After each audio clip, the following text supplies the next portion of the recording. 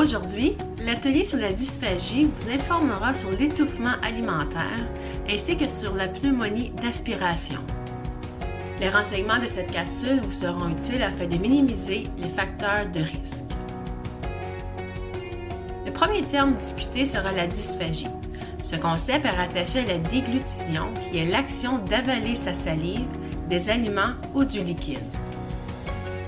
Normalement, les aliments se déplacent de la bouche vers l'estomac. Par contre, lorsqu'une personne présente un trouble de la déglutition, nous disons qu'elle présente une dysphagie.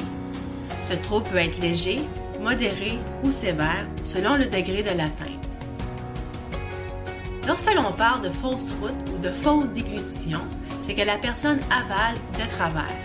Du point de vue de l'anatomie, la salive, une partie des aliments ou du liquide, va vers les poumons et non pas vers l'estomac comme cela le devrait. La fausse route peut avoir des conséquences graves. Il est important que vous soyez au courant des signes et symptômes.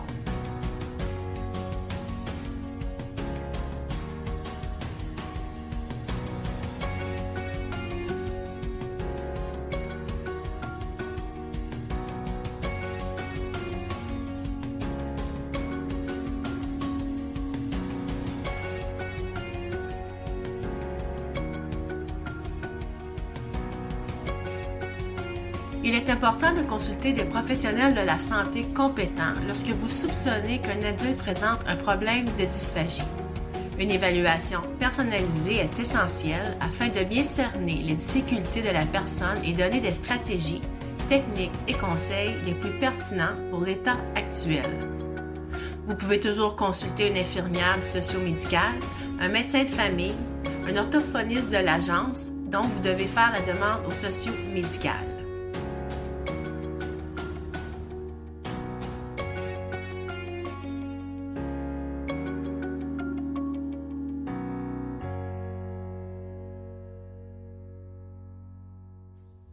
Afin de réduire les facteurs de risque associés à la dysphagie, il est important lors des repas de faire la promotion d'un climat sain et d'une position corporelle adéquate.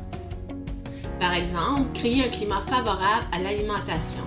Choisissez un endroit calme, non stressant et éliminez les distractions auditives et visuelles. Pour aider l'adulte à bien avaler, il faut positionner son corps et sa tête adéquatement, c'est-à-dire avec un angle de 90 degrés. Il faut que l'adulte garde cette position de 30 à 45 minutes après les repas. Il est aussi important de garder la tête du lit élevée lorsque l'adulte est dans son lit, soit à 45 degrés, et ce en tout temps, même la nuit car il risquerait de s'étouffer avec la salive en position latérale complète.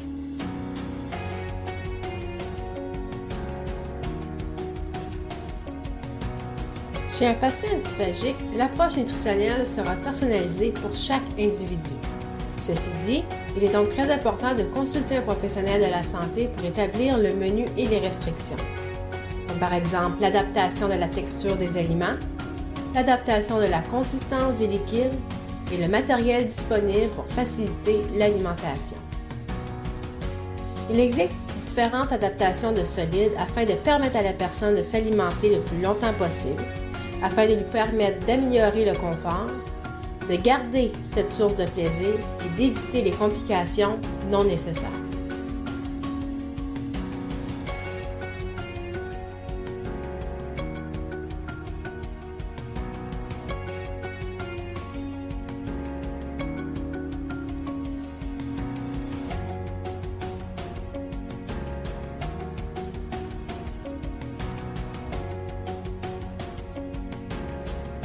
Une autre modification possible pour une personne présentant un trouble de dysphagie sera l'adaptation de la viscosité de ses liquides. En voici quelques exemples.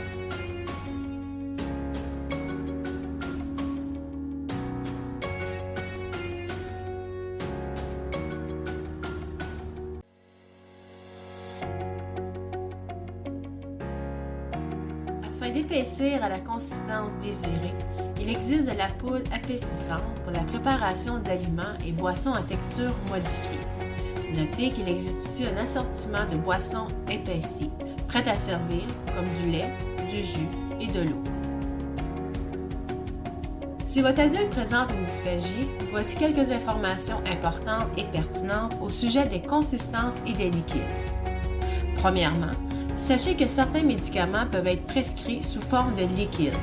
Avec l'accord du pharmacien, vous pouvez aussi écraser les pilules en poudre et mélanger avec la compote de pommes pour les administrer. Deuxièmement, surveillez tout liquide qui fond dans la bouche. Par exemple, la crème glacée, le jello, le chocolat, les popsicles. Les aliments qui changent de texture sont interdits pour ceux qui ont une diète spéciale. Troisièmement, faites aussi attention aux aliments de texture mixte, par exemple les céréales, soupe aux légumes, etc. La texture mixte est interdite à ceux qui présentent une dysphagie importante. Et dernièrement, il est souvent nécessaire de mettre de la sauce épaisse sur les aliments pour les rendre moins secs.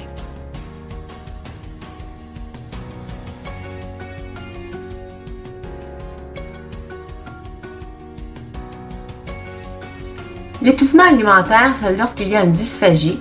Parfois, des aliments refluent dans la gorge et sont aspirés dans les voies respiratoires.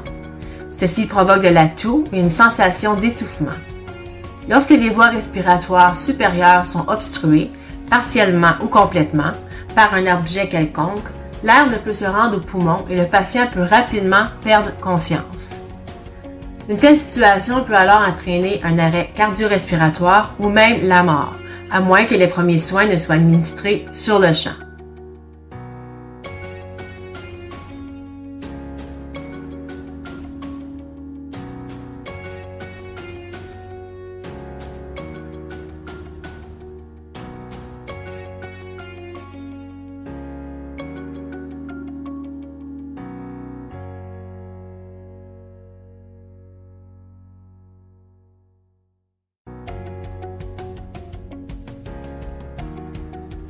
La pneumonie est une inflammation des poumons habituellement causée par une infection. Lors d'une pneumonie, les alvéoles, les pochettes d'air, sont remplies de pus et de liquide, ce qui rend la respiration douloureuse et limite l'absorption d'oxygène. Lorsque les aliments, morceaux de nourriture, de liquide ou salive, entrent dans les voies respiratoires, la trachée, plutôt que d'aller dans l'estomac. La nourriture ou le liquide parvient plutôt aux poumons et peut, à ce moment, entraîner une pneumonie d'aspiration. La pneumonie d'aspiration peut être aiguë, chronique ou intermédiaire. Les personnes atteintes d'affections pulmonaires chroniques à mobilité réduite ou dont le système immunitaire est affaibli courent généralement un risque plus élevé de pneumonie.